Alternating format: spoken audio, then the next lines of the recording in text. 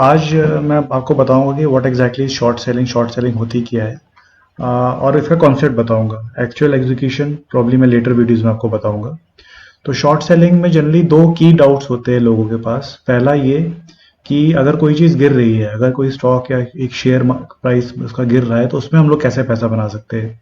तो यस, ये पॉसिबल है कि अगर कोई चीज़ गिर रहा है तो उसमें पैसा बना सकते हैं। You don't always have to wait for something to go up. और सेकंड जो डाउट होता है कि पहला ट्रांजैक्शन मेरा सेल का ट्रांजैक्शन कैसे हो सकता है। तो ये दोनों मैं एग्जांपल के थ्रू आपको बताऊंगा।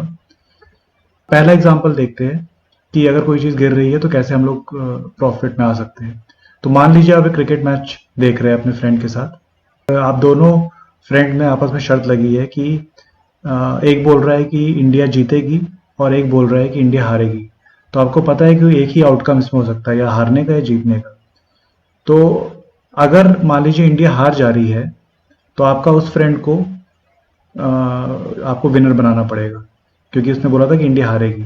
तो यहाँ हो क्या रहा है, यहाँ पे एक नेगेटिव आउटकम के लिए हम उस फ्रेंड को विनर डिक्लेयर करके 100 रुपीज दे रहे हैं।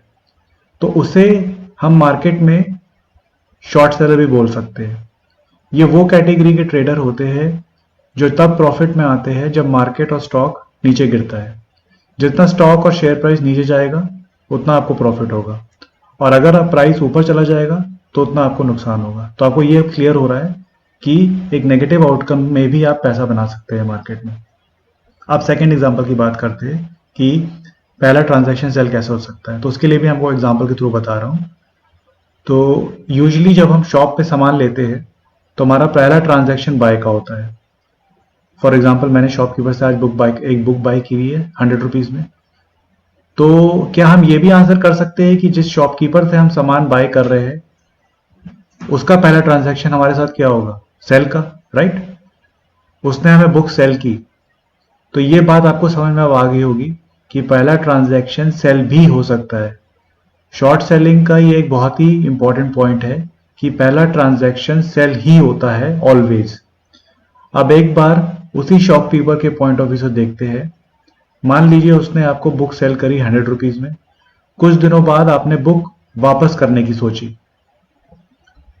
तो उसके हो सकता है वो आपको खाली 40 रुपीज आपको दे।